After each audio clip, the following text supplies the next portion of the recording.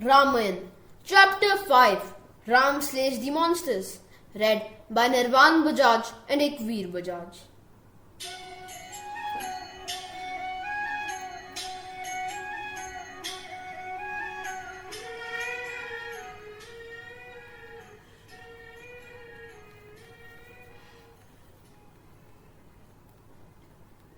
Chapter 5, Ram Slays the Monsters.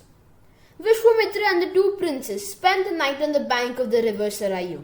Before retiring, Vishwamitra initiated the princes in two secret mantras, Bala and Atibala, which had the virtue of guarding them from fatigue and harm. They slept on the verdant bank that night and rising at dawn proceeded on their journey. They reached Kashmashmara in Angadesa.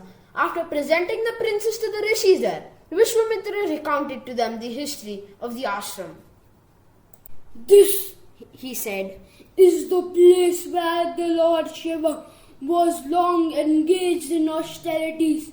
It was here that the foolish god of love, Manmatha, aimed his arrow at Shiva and was turned to ashes by his wrath. Hence, this place is known as Kamasharama.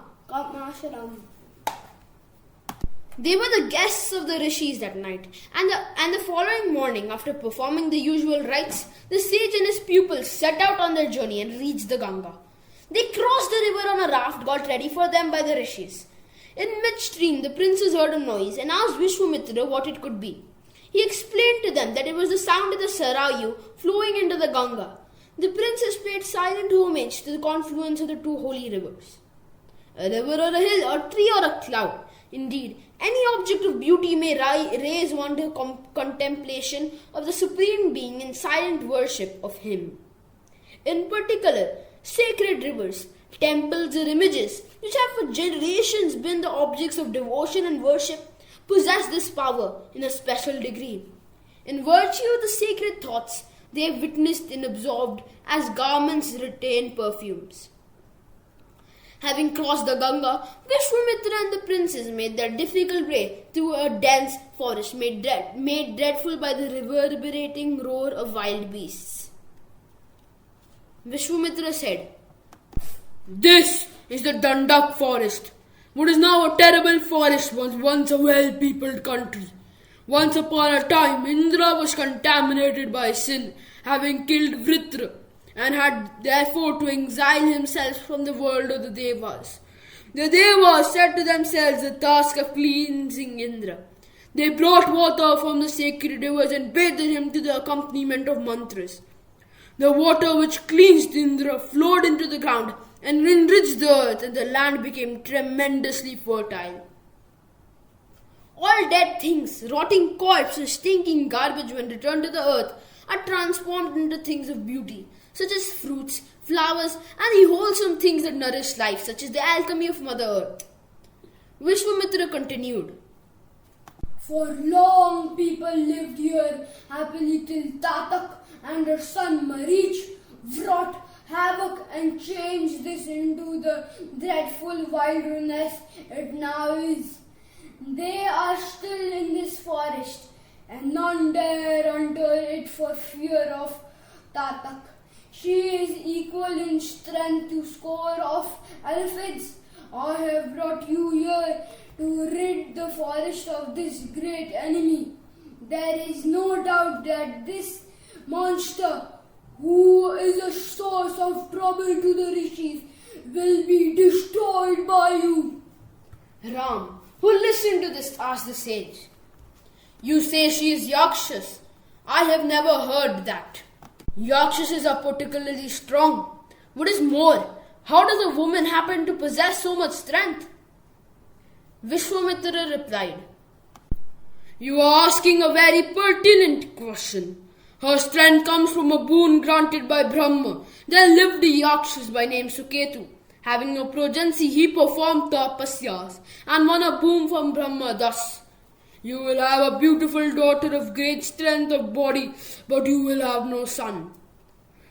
Suketu's daughter, Tatak, beautiful and strong, was married to Sunda, a Yakshas, and their child is Marich. Sunda at one time incurred sage Agastya's curse and died. Provoked by this, Tatak and Marich pounced on Agastya, who cursed them to be monsters living on the carcasses of men. So Tatak is now an ugly monster. Thenceforward, she and Marich have been harassing the dwellers in this region of Agastya. Do not hesitate to destroy her on the ground that is against Kshatriya Dharma, to kill a woman. Her atrocities are intolerable. To punish the wicked, whether male or female, is the duty of kings. It is right to kill her as to kill a wild animal for the sake of human safety. This is the duty cast on rulers.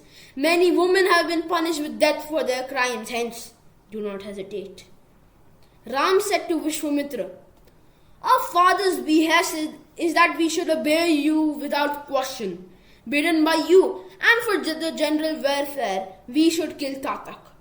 So saying, he strung his bow and twanged it till the forest echoed to its shrill note and the wild animals scattered in all directions in terror.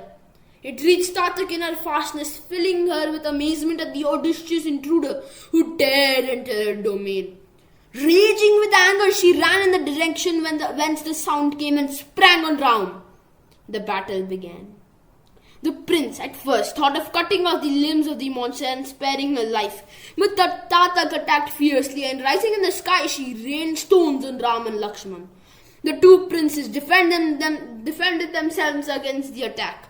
The fight continued, and Vishwamitra cautioned Ram against delay in dealing with the death blow to the monster. She serves no sympathy, he said. The sun is about to set, and remember that at night Rakshasas grow stronger. Do not delay to slay her. Thus advised, Ram decided on killing Tatak and pierced her chest with a deadly arrow, and the huge ugly monster fell down, lifeless. The Devas cheered, and Vishwamitra, filled with joy, embraced Ram and blessed him. With Tatak's end, the forest was freed from the curse and became beautiful to see. The princes spent the night there, and the next morning they proceeded to Vishwamitra's ashram. At dawn the next day, Vishwamitra called Ram to his side and blessing him said, I am very happy indeed. What is it that I can do in return for all that you have done? I shall teach you the use of all the astras. So saying, Vishwamitra gave Ramchandra the divine astras which he had obtained through his tapasyas.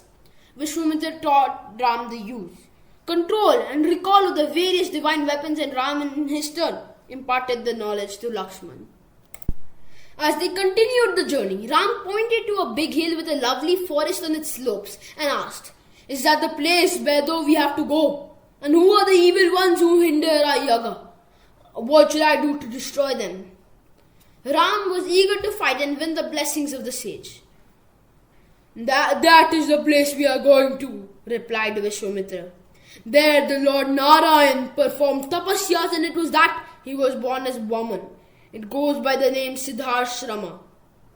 Mahabali, son of Virochan and grandsons of Prahlad, the god of Asura, was a powerful ruler that even the Devas were afraid.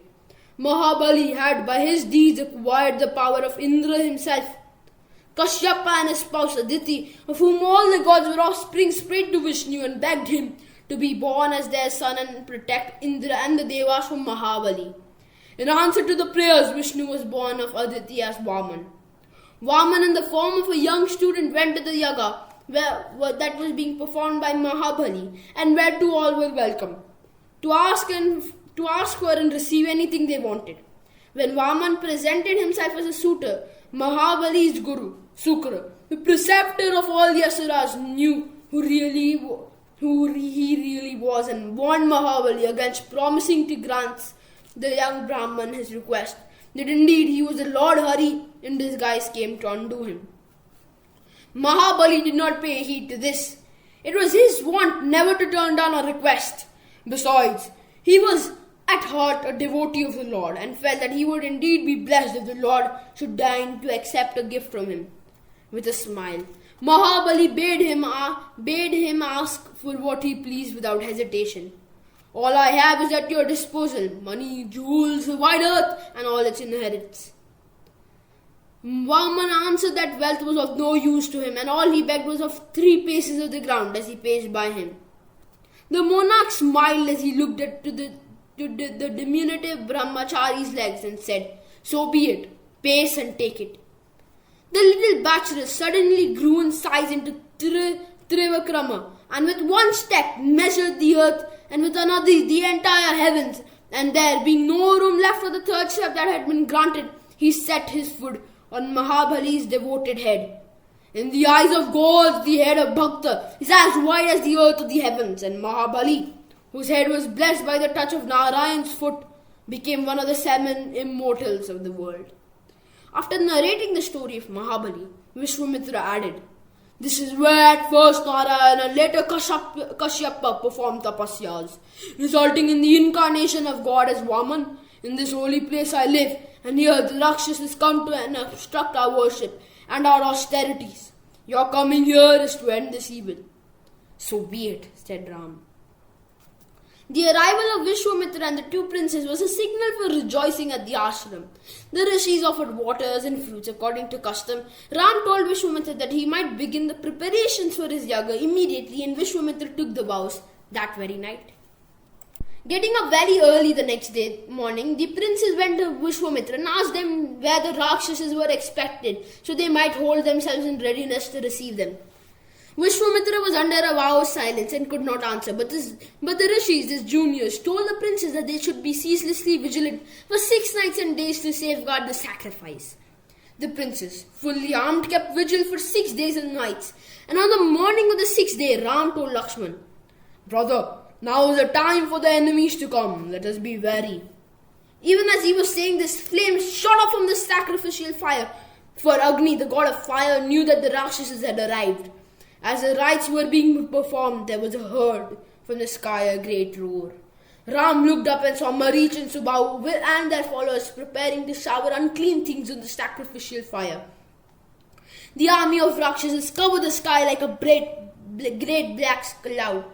Ram said, "Look, Lakshman," and let go the Manvastra at Marich. And as was intended, it did not kill Marich, but wrapping him up in a resistless force, hurled him a full 100 yojanas near the sea. With the Agneshyatra, Ram killed Subhahu, and the 2 princes utterly destroyed the entire army of Rakshasas. The sky was bright again. Vishwamitra was supremely happy at the completion of his yagna. "I am grateful to King Dashrath," he said. "You have fulfilled the promise, princes. I admire your fortitude. The ashram through you became again a scene of success, Siddhashram." The next day, Ram and Lakshman, after their morning prayers, went to Vishwamitra and asked for further orders. The purpose of Ram's birth was not unknown to sage Vishwamitra, and he knew too the powers of the weapons he had given to Ram. Still, the actual fact when experienced is something more than expectation. Sage Vishwamitra was happy beyond words, and his face glowed like a flame. He then thought of the service that he still had to do for Ram. This was the prince's marriage with Sita. The rishis assembled there said to Ram, "We intend proceeding the kingdom of Videha, where is the capital city of Mithilia. Janak, the illustrious philosopher king, intends to perform a great sacrifice. All of us are going there, and it will be good if you and the prince, your brother, accompany us. It should meet the proper that the prince of Yehudia should meet the marvelous court Janak." So it was decided, and Ram and Lakshman went with Vishwamitra to Janak's city. Please subscribe to this channel, like, share, and comment on this video. Stay tuned for chapter 6, Sita. Thank you. And namaste.